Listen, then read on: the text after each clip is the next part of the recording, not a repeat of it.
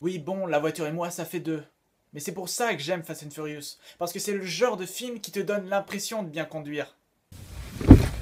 Mais ça te donne l'impression. C'est là toute la nuance. Et merde.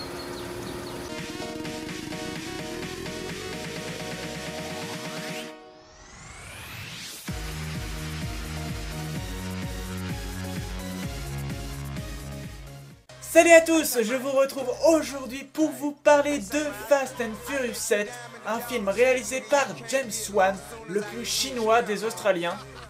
Ah bah oui, moi si on m'avait pas dit que James Wan était australien, j'aurais jamais deviné.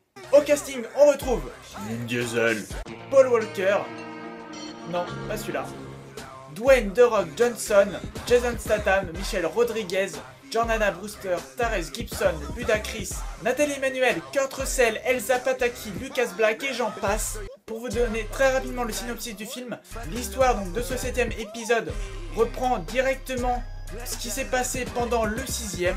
Si vous avez vu le 6, vous savez de quoi je parle. Si vous n'avez pas vu le 6, c'est en fait tout simplement une histoire de vengeance. Dans le 6, l'équipe de Dominic Toretto, donc incarné par Vin Diesel, a cassé la gueule à un mec. Et donc dans ce 7ème épisode, c'est Jason Statham, donc le grand frère, qui va venger son petit frère, tout simplement. Donc un scénario très bateau, très simpliste, mais c'est ça qui fait aussi le charme des Fast and Furious, parce qu'il n'y a pas d'histoire compliquée, ça va droit au but, et voilà. Donc on retrouve James Wan à la réalisation, qui a fait beaucoup de films d'horreur, notamment Saw, Insidious et Conjuring.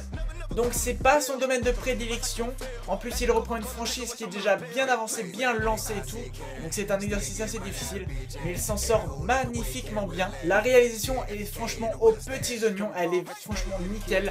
Les scènes de combat sont vraiment très réussies avec de super travelling, où on voit voilà, toute l'action alors que ça se passe très vite, même des changements de caméra qui sont franchement super bien réussis aussi. En plus, la réalisation revient un peu aux origines parce qu'on redécouvre plein de lieux emblématiques des premiers Fast and Furious, notamment le Race Wars qui passe très rapidement au début, et bien sûr vous l'avez vu dans la bande-annonce, la maison de Los Angeles. James Wan utilise aussi de très bons effets, de très beaux effets très esthétiques, surtout au début du film, avec des plans accélérés, ralentis, accélérés, ralentis. Voilà, plein de changements de plans, des retournements et tout ça, et c'est franchement très réussi, c'est franchement très esthétique. Pour vous parler du casting, il est franchement excellent. On y retrouve bien entendu la famille qui est presque tout au complet. Il y a deux membres qui sont partis, mais bon, du 6ème épisode, vous le savez sûrement. Et franchement, un super casting, des rôles vraiment très bien répartis. Chacun a droit à son quart d'heure de gloire. Le duo Paul Walker, Vin Diesel marche du tonnerre, comme à chaque Fast and Furious. Jordana Brewster a un très beau rôle parce qu'elle met un peu d'émotion voilà, dans ce film bourré d'action. Michelle Rodriguez apporte pour la première fois dans la saga Fast and Furious un côté un peu plus sexy, et c'est franchement une très bonne actrice. On a aussi le duo Ludacris, Therese Gibson qui est franchement très marrant. Il n'hésite pas à se lancer des petites piques et tout, et c'est franchement très drôle. Nathalie Emmanuel est franchement très bonne dans son rôle, même si je ne la connaissais pas trop, voilà. Vous devez sûrement le savoir, elle s'est fait connaître dans Game of Thrones. Mais voilà, je n'ai pas vu la série du tout, donc je la découvre sur ce film. On y retrouve aussi Elsa Pataki qui est toujours aussi jolie, mais qui a un petit rôle dans ce film. On y retrouve aussi un Lucas Black qui a un petit rôle et qui a un peu vieilli. Mais bon, c'est normal, 9 ans après, on prend quand même un petit coup de pied. Il y a aussi notamment Kurt Russell, donc une star des années 80-90, qui joue un agent secret à peu près. On peut pas dire qu'il a un petit rôle dans ce film, mais presque. Mais bon, de toute façon, son personnage va évoluer dans les prochains Fast and Furious pour devenir vraiment un personnage principal. On y retrouve aussi Dwayne Johnson qui a un plus petit rôle, mais avec des punchlines énormes qui déchirent tout. Et un humour qui est franchement génial. Et bien évidemment, il y a aussi Jason Statham qui joue le méchant de ce film, qu'on ne peut pas vraiment considérer comme un méchant à part entière, parce que voilà, c'est un mec qui veut se venger. Et je pense que si un membre de ta famille se fait castagner la gueule, je pense que tu veux le venger aussi, donc voilà, c'est un semi-méchant on va dire. Et c'est franchement une super idée de l'avoir mis en méchant, parce qu'il a souvent des rôles de gentil bagarreur, mais au final, le voir en méchant bagarreur, c'est tout aussi juste. Et le voir dans des confrontations contre Dwayne Johnson et Vin Diesel, c'est franchement une tuerie. Il faut maintenant que je vous parle de la démesure de ce film, parce que j'ai vu dans pas mal de critiques de ce film que beaucoup lui reprochaient cette démesure. que les scènes d'action n'étaient pas franchement réalistes, pas franchement réalisables dans la vraie vie. Et j'ai envie de vous dire, c'est pour ça qu'on va voir un Fast and Furious. C'est pour voir des pièces qu'on ne pourra pas voir dans la vraie vie, faire des trucs de dingue. C'est aussi pour ça qu'on joue à un GTA, pour pouvoir tuer des gens, pour faire des trucs qu'on ne peut pas faire dans la vraie vie, pour pouvoir rouler à toute vitesse. Mais la démesure, c'est l'essence même de Fast and Furious, c'est voir des choses qui ne sont pas réalisables dans la vraie vie. Des choses extrêmes, des super cascades, des super filles, des super bagnoles. C'est pour ça qu'on kiffe Fast and Furious. Parce qu'on va pas se mentir, hein, pour le scénario, on passera. Est-ce que vous croyez vraiment qu'une voiture peut passer à travers 2 buildings sans rien, tranquille? Pareil, est-ce que vous croyez qu'on peut larguer une voiture d'un avion sans aucune égratignure à la fin? Bah non, pourtant cette cascade a vraiment été réalisée, mais ils ont bousillé plus de 200 voitures. Et franchement, on va avoir un Fast and Furious pour tout le spectacle qu'il peut apporter, bien évidemment. Et franchement, vous en aurez pour votre argent niveau spectacle. Il y a énormément d'actions, ça n'arrête pas de bout en bout. Alors bien évidemment, je vais devoir vous parler de Paul Walker. Il est décédé le 30 novembre 2013, pendant la mi-saison, voilà, vers la période de Noël.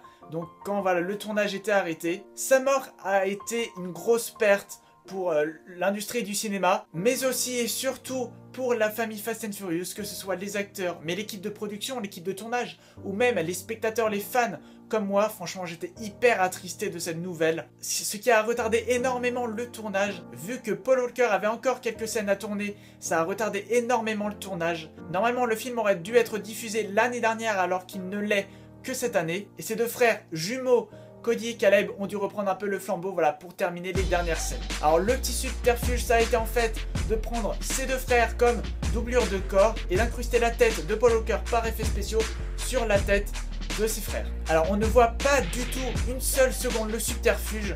Franchement, c'est très bien fait. Mais par contre, on va pas se le cacher, on voit que certaines scènes n'ont pas été tournées par Paul Walker, notamment les scènes où on le voit beaucoup de dos, une seule partie de son visage, voilà, où le mouvement est tellement rapide qu'on n'arrive pas à dissocier son visage. C'est durant ces petites scènes qu'on sait qu'il n'a pas terminé tout le tournage. Mais par contre, quand le visage est bien visible à l'écran, il n'y a aucun moyen de dissocier le vrai du faux. C'est vraiment très bien fait. Alors bien sûr, qui dit Paul Walker dit hommage à Paul Walker. Il a un rôle primordial dans la saga depuis 14 ans, donc c'est normal de lui faire un petit hommage. Et franchement, c'est l'hommage le plus émouvant, le plus réussi qu'on pouvait lui faire. Certains diront que le montage de la dernière scène qui lui rend hommage est assez scolaire, mais je pense que c'est fait exprès. James Wan l'a dit lui-même qu'il voulait l'hommage le plus émouvant pour Paul Walker.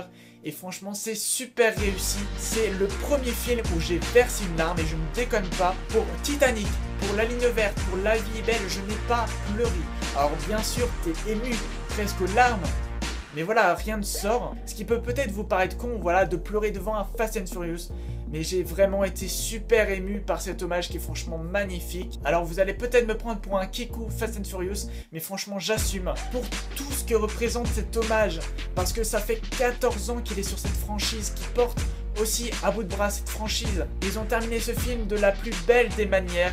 Et voilà, c'est une page qui se tourne, c'est un livre qui se close, c'est une armoire qui se vide, ou je sais pas, mais... Et franchement, voilà, c'est un magnifique hommage. Rien que pour cet hommage, vous devez aller voir ce film. Il m'a énormément ému, c'est le cas aussi pour pas mal de personnes qui l'ont vu. Si vous l'avez vu, je ne sais pas du tout ce que vous en avez pensé, n'hésitez pas à me le dire dans les commentaires. Pour toute la symbolique qu'il y a derrière, c'est franchement un magnifique hommage.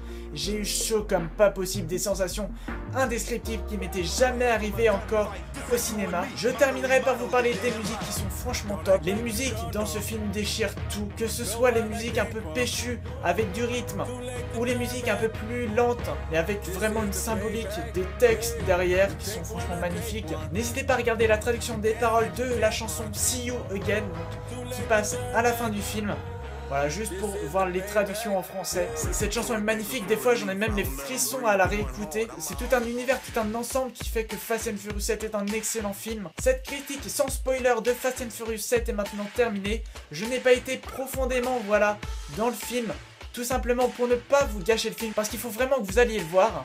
Mais vous pouvez retrouver une critique plus complète et avec quelques petits spoilers, mais qui seront indiqués sur le site internet de la chaîne Cinéma. Donc voilà, le lien apparaît juste ici. N'hésitez pas donc à aller voir cet article, voilà, pour connaître un peu plus mon avis en profondeur sur ce film. Je pense que ce film va être dans mon top 3 des films de 2015. Et ce film sera acheté dès sa sortie en Blu-ray, ça c'est sûr et certain.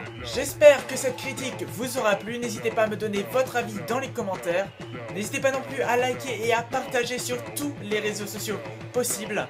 Sur ce, portez-vous bien, allez voir Fast and Furious 7. Ciao. Et merci Paul. Get low when the whistle go.